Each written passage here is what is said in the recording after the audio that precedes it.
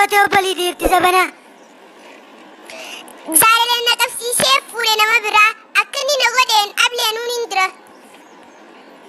Ifiifi taphattee inni maal balleesse waan inni barbaadu fuutee dura keesse. Na kadhannaanii kadheef naaf gallaa waada inni na taphachuuf waan akkanaa yaada. Yaa Rabbi naaf kenni abbaa manaa jaarsa dubri heddummaa ta'e wallee nu abaarsa. Dardarri waan fuudhu bultiin sodaata anumaas si fuudhee itti hidhaata.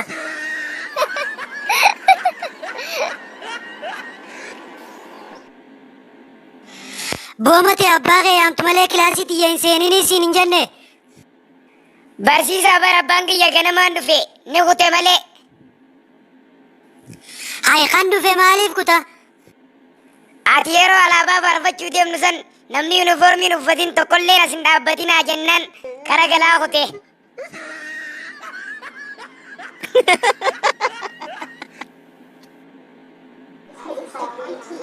Halaqa ati tujjaara waftoo hunda qabda akkami fuudha kee makiinaa dhiiftee miillaan lafa oofta. Yaa mucaa damaa ati waa hunda maaliif na korochaa oolta? Halaqa naafi mika duraanuu wanta kana dhoositu ara maaliif na dhoosita? Matee bar wanniin guyyaa fuudha kiyyaa makiinaa dhiisee miilaan lafa oofeef jaartii xiyya saniitu yoo makiinaa seente akkisa saniifin lafarra oofe. Ansiime dubbii tana gaa'inam tokkotti miibeerri afooshaa anaamatu kana jee yoon cumaa keessa hin facaafne cidhaan keetiin si buruusu ta'a waan himtu tana feeta duraanuu ati.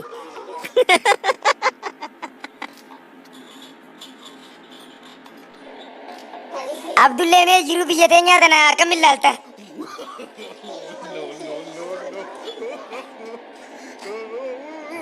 Akkasitti ilaala jiruu biyya teenyaa si galee. Maaliga Abdullee waan is gaafadde seeraan maanaan deebisnee ishaaraan agarsiifta. Maali sila akkasni Abdullee? Jiruu biyya teenyaa akka nama kophee miila miilaa kaayyateetti ilaala. Akka kophee miila miilaa yeroo jettu. Akkas jechuun kan beekumsa qabu qabeenya qabu ka qabeenya qabu beekumsa qabu. Ka beekumsa qabu qabeenya kan qabne niin beeka ka qabeenya qabu beekumsa kan qabne maaliif beekta Abdullee? Barreeffama warra makiinaa tujjaaraa irratti hin argaka. Kaan kubeetti hidaa kaan kubeerraa hir'isa. Humuma afaan Oromootu akaal gudaatanyaa fakkeessan.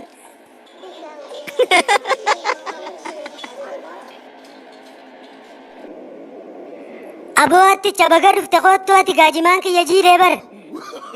Dhaabinu raamumme jimaa karra kishee isinuu karaa dhabdan kana adeetiin maqaa balleessaami. Boolee beeksi lakkaan jimaan akarra kishe kun nu bira kutee isinillee miidhu jira. Hiisila yoo isin gurgurattanii irraa gammaddan nuti sanna malee waan isinoo karaa dhabdan annee kam goonna nutis akkuma keessanii magaalaa geessina. Yoo dhugaa san dubbanne nuti isinirra miidhameewu maallaqa jiraadha dhabne. Dhugaa rabbii miqaattuyyee maawwaatuuf dhufte. Kottu hanga feete gurra dulaalan gurbaa baluu jimaa kiyyaate jeesin dubbadhu. Kumi kumattar hijab bakkaan jimaa rakkishee udaan ta'e kana haatu deemee goommana natu. Amma booni gaa rabbi si kaaleesse gaafa jimaan kiyya kiiloon takka qarshii 5,000tu kophee dhalaa kaa'atteeti akka namni sin beeyneef gurrachaa turte. Sumaa magayyaa Abdullee ka jimaa kanaan mucaa yuunivarsiitii barsiisu. Nuti daldalli keenya haala yerooti wajjin deema. Yaa tuyyeetti naaf eegigaa sheexaana lama kan magaalaa jimaa teenya keessa seenee urkaa teenya balleessu jiru kana toomaa tokkoonii mooyyee jimaatti dha'ee keessaa baasa. Dhiisi tanaa dawwii anis toomaan itti arraafa.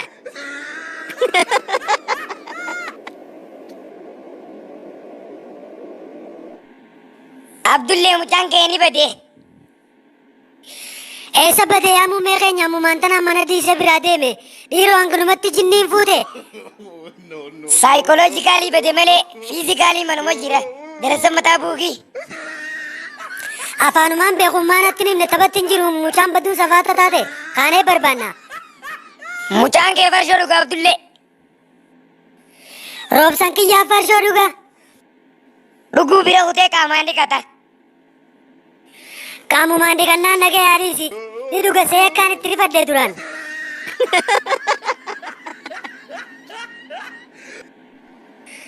Dhimmi keenya kanarraa ogeeyyiilee fayyaa warreen baratanii hojii dhaban hojii uumuu fi ta'a.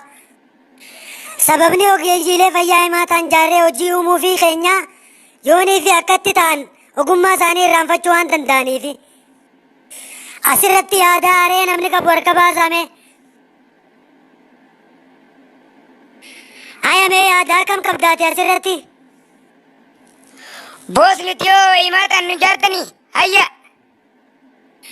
Boo maal baratte ati?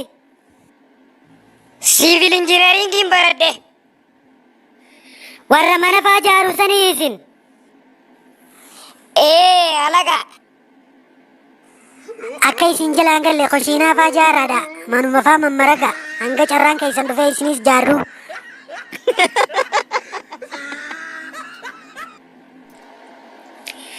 Boomuun beelikii xiyya sannaan kennitu warrallee. Boos maaliga yeruma argattee naaf kenni taanaan hin jenne atummaan. Haimuun bee amma argatteemi. Hin arganne alaga. Duuba mana baankiitii maal goota? Si achi bee deemuun arge. Hay alaga yoomna argite mana baankiitti. Qaleesi argeega yeroo roobaa san. Calm down. Tasgabbaa alaga. Dubbii adda baafadhu. Amma alagaaf hin dhayne. Arumaa toora sankee roobna qabnaaniin roobaree isi orgore.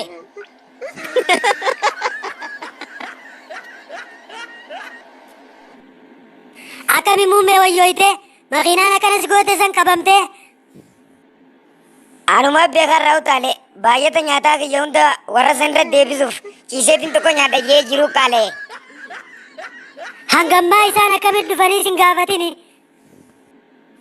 Nam tokko dhufee nan gaafanne gurbaa liqina irraa qabu san qofaatu dhufee rabbi si baasee miti jee maangoo naaf fidee hote. Hay lakkaanuu gurbaan san nama gaariidha. Afaanumaanii liqii xiyya naan fiddu jee sin lollolaa oola malee. Maal gaariidha. Carraa kana fayyadamtee liqii xiyya naa kafaluu baannaan mistira keetiin si jalaa hima jeen na sodaachisee hote. Mistira kee kamsisaa jila. Makiinaan akkanan darbin akkaan beekarraa utaale.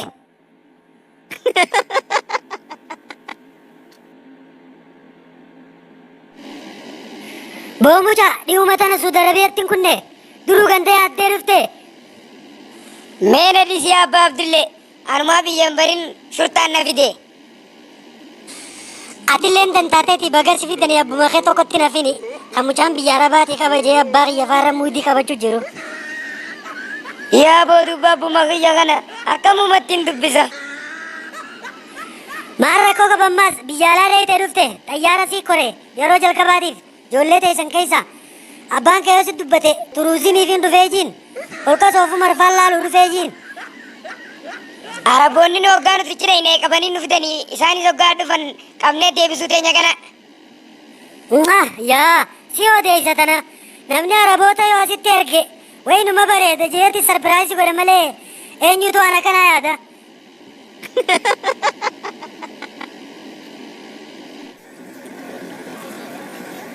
Boomate karaa gara naannoo achi deemu san maaltu dhagaa keessa guuree cufe?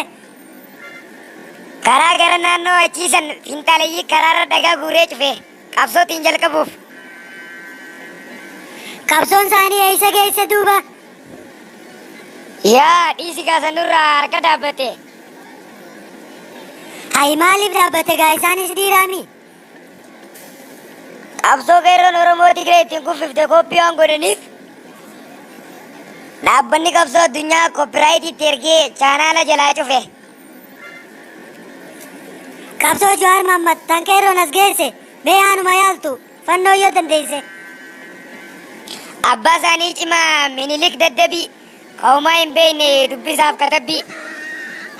Mootummaan dhufaa dabraan dur kanuma isaanii meeqa fitan ableef rasaa isaanii san irraanfatanii Minilik faarsanii. Meena dhiisi Abdullee. Abbaa Abdullee haraniin tabshaa'e waan barcaanaaf kennime. Bo'aati nama fayyaa guutuu qabu maaliif dalagattee hin bitannee nama kadhatta? Silaanumaan dalagadhaa qamaatii tana hoo eenyuun bakka buusa biiziidha. Uummanni dalagateef jijjiiree qama ati hoo if jijjiirtee maaliif hin qamaane? Ni jijjiirama jeetiin dadhabee waan kana na sakaalee waan beeku Nama jijjiiramu fakkaata nama akka keetti kana jijjiiruu irra maallaqa jijjiiruu irra salphaadha. Adeero Abdullee hanqa maatii tanaa fi yeroo hin qabne malee namni akka kiyyatti hojjetu reediyoo fi tiivii keessaa hin jiru bara. Qamaatii bartee isaa hojjetta silaayis hanga tiraasii hunda ganda keessaa guurreetti qolloofnu.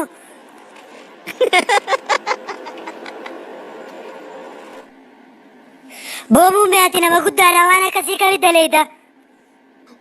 Waan akkamiin dalagee booris. Intalti ati garaarti goote ta dhalaatii miti. Dubbiin tun dhuguma isinif fakkaatti yaa booris.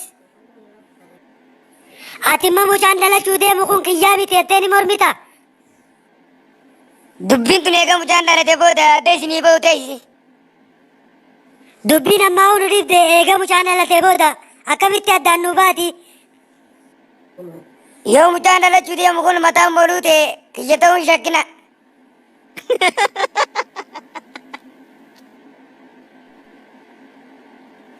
Abdullee qorannoomti akka ibsitutti dhukkuba tokkollee hin qabdu fayyaa qabda. Dooktar kaniin akka dabbaramee hiraaru jiru sun dhukkubnaan jetta. Tun dhukkubaa miti. Hiraarumaa fi dabbarammii qofaa si dhaga'ama. Dooktar akka nama maallaqa bachiisettiin rirrifachuu jira. Kaayidamaa maallaqa kam qabdaa darbitaami. Ammaa hanqina maallaqaatu dhiiga keessa si mul'ate. Yaa dooktar shirooppii na fayyisu ni qabdaa duuba. Shirooppii maal naafaa soita nuti miskinummaa yaaluu hin dandeenyu yoo mana baankii taate malee.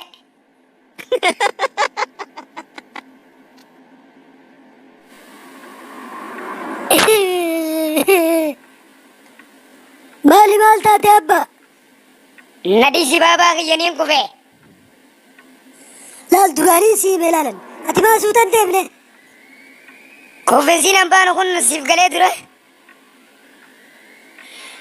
Naaf galee akkamitti wallaala? Qormaata hojii dabruuf kufteemi. Ati suutan deemtu jibicha gurguratte siyoosii fi jinniin hojii sindaytu bar. Akkamitti baabaa kiyya?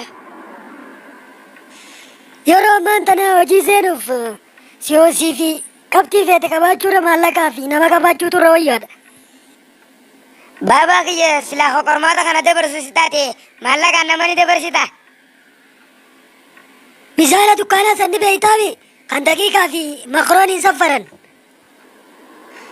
Biyya teenya tanatti akka kan dalagu misaana qofa.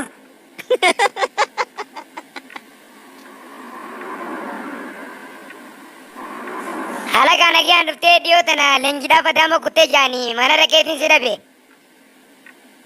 Leenjii maaliin adaamaa dhaqaami na dhiisii haamate.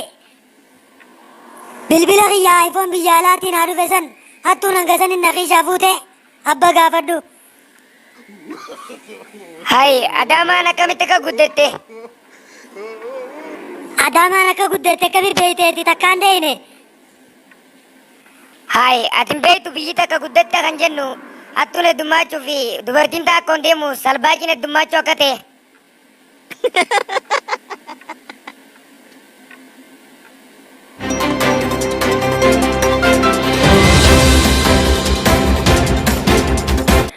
Sababa qaala'insa jireenyaa irraa kan ka'e dargaggoonni gara miiliyoona 10tti tilmaamaman fuudha sodaachuun kilaba dargaggummaa keessaa ba'uuf kophee fannisanii jiraachuu isaanii itti gaafatamtuun aruuza Itoophiyaa adde Veeloon gabaaftee jirti. Mililik abbaan jaraa yeroo 03 namaaf mallatteessu mallattoon osoo hin taane qubaan akka mallatteessuu fi ministirii 18 fi siyoosii fi jinnii fi barnoota waan jaamaa takkallee akka hin qabne qorannoon mirkaneessee jira. Oduma kanaan wal fakkaatuun Mililik Haayile Sillaasee fi Dargiin yeroo udaanan dhagaan udaan akka ofirraa haqan ragaan ni mul'isa. Oduu gaddaam itti gaafatamtuun nyaata Afrikaa adde Shunkurtaan Daawwii eebba piroojeektii Ruuzaatiif affeeramtee battalumatti lubbuun ishee darbuun dhaga'ameera. Akka dhimmi kun seeraan hin to'atamneef iddoo awwaalcha ishee distii keessatti maalummaa ishee jijjiiruuf barbaree diimtuun akka itti naqamte qorataan naannichaa koomaandar dinnichaan addeessaniiru. Oduun irraaf qabnu kanumaa sabiskiraayib godhaa ammuma.